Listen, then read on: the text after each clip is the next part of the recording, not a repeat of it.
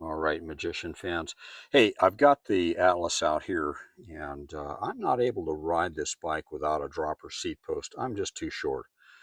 So I can't get a good combination of being able to get my feet on the ground if I stop real quick and optimum pedaling height, because I need about 26 inches from the center of the crank to top of the seat on any bike that I ride. So on this one, the minute I did that, the 13-inch bottom bracket height, which is great for a suspension bike, it put me too far off the ground. So a dropper post is the way to go.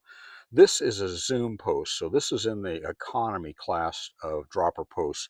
It's about a $70, $75 post. And I'll give you a link to that off of eBay. So to several questions people have when they install this is, what about these frame plugs that are in the frame that are obviously for a dropper seat post?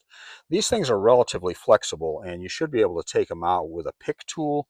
So put the pick tool in there and you should be able to pop it out. If it doesn't come out easily, don't force it or anything. Just heat it up a little bit with a hair dryer and it will pop right out. And I've left this one out so you can kind of see how it is. And there's no way in the world you're going to get the cable strung through the frame without removing at least one of those. I removed the front one and strung the cable through from the back. So you can see the dropper post is there. That is a 30.9 millimeter dropper post, and the collar on it is very close to the frame. The frame is 200 millimeters in the pocket where the seat post goes because of the suspension that is coming through the seat tube further down. So that 200 millimeter pocket is what you have to work with. And this post is about a 215 millimeter to the bottom collar. So it's not perfect, but it's very close to perfect. And I haven't found anything else that's affordable that's short enough. So this adjusts like a regular seat post, and you can see the little dropper mechanism up inside there, and when it pulls on that, then the post is going to allow it to go up or down depending on if you have your weight on it or not. Right now I've got it down about halfway. I'll push the button and you can see how it works, and you can see it comes right back up.